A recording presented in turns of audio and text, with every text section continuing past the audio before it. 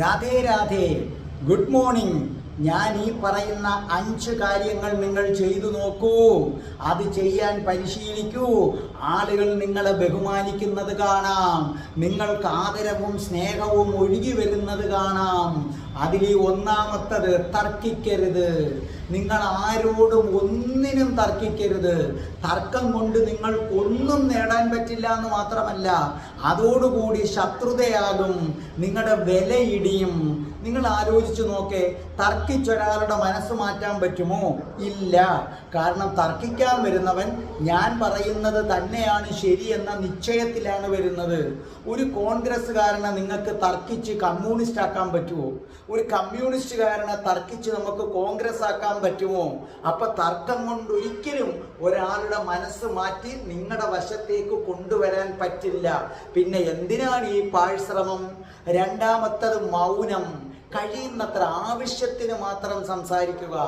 എത്ര കണ്ട് നിങ്ങൾ സംസാരിക്കുന്നുവോ അത്ര കണ്ട് മറ്റുള്ളവർക്ക് നിങ്ങളോടുള്ള മതിപ്പ് കുറയുമെന്ന് നിങ്ങൾ അറിയുക.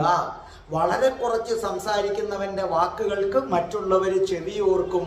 കലപില സംസാരിക്കുന്നവൻ എന്ത് പറഞ്ഞാലും ആളുകൾ കേൾക്കില്ല എന്ന് മാത്രമല്ല, നിസ്സാരമാക്കി തള്ളും. അത് വെറും ബ്ലാ ബ്ലാ ആണെന്ന് പറയും.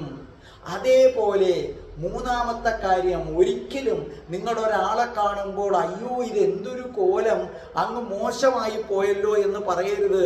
പലരും ഇത് പറഞ്ഞു കേട്ട് പാവം വിഷമിച്ചു വരികയായിരിക്കും. അപ്പം നിങ്ങൾ അങ്ങനെ പറഞ്ഞാൽ അയാൾ എത്രയും പെട്ടെന്ന് അവിടുന്ന് പോകാൻ നോക്കും. നിങ്ങളോട് പിന്നെ സംസാരിക്കാൻ ആഗ്രഹിക്കില്ല. നിങ്ങളോടുള്ള മതിപ്പ് പോകും. ആരെക്കുറിച്ചും കുറ്റം പറയരുത്.